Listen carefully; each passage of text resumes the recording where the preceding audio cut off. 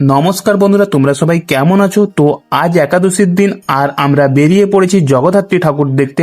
তোমাদের মনে হতে পারে একাদশীতে আবার জগদ্ধাত্রী ঠাকুর কেমন করে। হ্যাঁ বন্ধুরা, আজ আমি তোমাদের এমন একটা জায়গায় নিয়ে যাব যেখানে দশমীর পরও 2 থেকে 3 দিন পর্যন্ত জগদ্ধাত্রী ঠাকুর থাকে আর পুজোর আনন্দ চলতে থাকে। আমরা বেরিয়ে চলে এলাম গড়ের ঘাটে, আর এখান থেকেই আমাদের নৌকো করে নদী পার হতে হবে। তো আমরা যাব হুগলি জেলায়।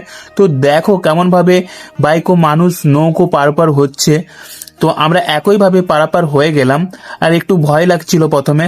সন্ধ্যায় এমনভাবে পার হব, এক্সাইটেডও ছিলাম।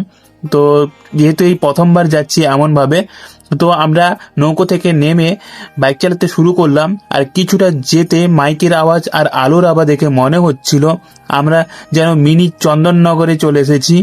তো যত এগোচ্ছি ততই সুন্দর প্যান্ডেল দেখতে পাচ্ছি। তো আমরা পৌঁছে গেলাম রাজহাটিতে। নামটা তো অনেকেই শুনেছো। রাজহাটি মানে অসাধারণ থিম, দারুণ প্যান্ডেল আর জমজমাট প্রোগ্রাম।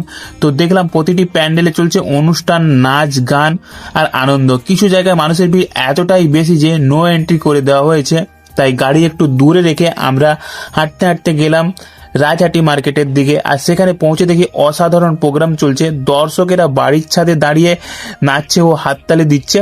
পুরো একদম উৎসবের আবহে মেতে উঠেছে। তারপর চোখে পড়লো এনাদের। দূর থেকে আমি ভেবেছিলাম হয়তো প্রোগ্রামেরই একটি অংশ, কিন্তু কাছে যেতে বুঝলাম আলাদা সাউন্ডে তারা নিজস্বভাবে নাচছে। সত্যিই দারুণ লাগছিল। তারপর একে একে করে প্রতিমা দর্শন করলাম। বাঁশ দিয়ে একটা সুন্দর শিল্পকর্ম তৈরি করেছে এখানে, আর প্রত্যেকটা গলি একই রকমের লাইটিং দেখে মনে হচ্ছিল পুরো এলাকা একটা বিশাল আলোক নগরী। তো এই মুহূর্তে আমার 2015 সালে চন্দননগরের স্মৃতি ফিরে এলো। আজও সেই একই অনুভূতি পাচ্ছিলাম। এরপর আমরা চলে এলাম টাকার প্যান্ডেলে। দারুণ একটা টিম। টাকার গাছ আর মৌচাকের সেট দেখে মনে হচ্ছিল বাড়িতে নিয়ে যাই, তাহলে কাল থেকে আমাকে আর কাজে যেতে হবে না। তো সত্যিই বন্ধুরা, প্রতিটি ঠাকুর, প্রতিটি থিম অসাধারণ, তাক লাগিয়ে দেওয়ার মতো। সাইডে দেখা যাচ্ছিল লাইটিং এর খেলা, লেজার লাইট দিয়ে তৈরি হচ্ছে এই দৃশ্যটা। তো এটা দেখে আমার মন একদম ভরে গেল। তো ওখানে আমরা কিছুটা সময় কাটিয়ে চলে গেলাম শেষ প্যান্ডেল দেখতে। তখন বাজে প্রায় 12:45। আমরা প্রত্যেকটা প্যান্ডেল দাঁড়িয়ে দেখিনি, কারণ আমাদের হাতে এত টাইম ছিল না। শেষ প্যান্ডেলটা ছিল ভীষণ সুন্দর। মানুষের ভিড় এখনো কমেনি, যেন মনে হচ্ছে পুজো এখনো এখানেই বেঁচে আছে। আর এই প্যান্ডেলটা অসাধারণ লাগছে।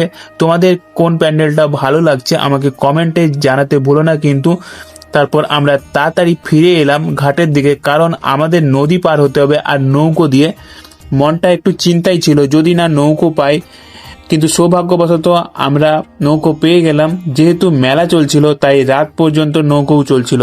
আজকের দিনটা খুব সুন্দরভাবে কাটালাম। তো নদীর হাওয়া, মানুষের আনন্দ আর জগদ্ধাত্রী ঠাকুরের মহিমা সব মিলিয়ে এক অন্যরকম সন্ধ্যা উপভোগ করলাম আজকে।